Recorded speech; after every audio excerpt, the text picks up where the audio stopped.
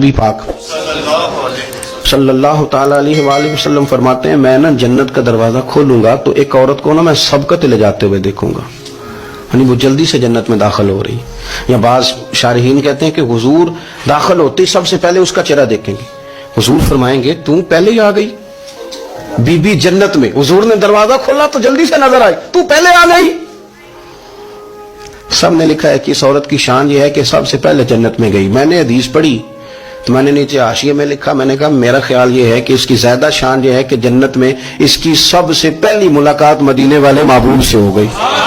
یہ دیکھو کتنی بڑی شان. حضور فرمانے لگے تو کیسے پہلے ہی آ گئی، کون ہے تو وہ کہنے لگی حضور میں بیوہ ہوں، میرے بچے یتیم تھے، میں نے ان کی خاطر نہ بیٹھی رہی، میں نے نکاح نہیں کیا، میں نے ان یتیموں کی پرورش کی، بیوہ بن کے زندگی گزار دی، ان یتیموں کے لیے بیٹھی رہی. اس کو جائز ہے، یہ کر سکتی تھی، لیکن اس نے سوچا کہ میں ان کی نگہبانی یتیموں کے لیے بیٹھی رہی.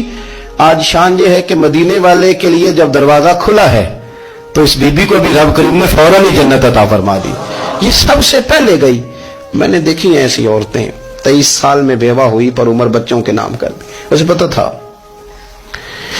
کہ کل کو جب یہ بڑے ہوں گے تو یہ اپنے کمرے کا دروازہ بند کر لیں گے، یہ نہیں پوچھیں گے کہ اماں سوئی ہے کہ جاگ رہی ہے. ان کا آنا جانا الگ سے ہو جائے گا، ان کے تعلقات اپنے ہو جائیں گے. پر یہ بیٹھی رہی، یہ بیٹھی رہی. اس نے بچوں کو وقت دیا تو بچے تو کیا اس کو صلہ دیتے تھے، رب نے یہ صلہ دیا ہے کہ سب سے پہلے اسے جنت میں داخلہ عطا فرمایا.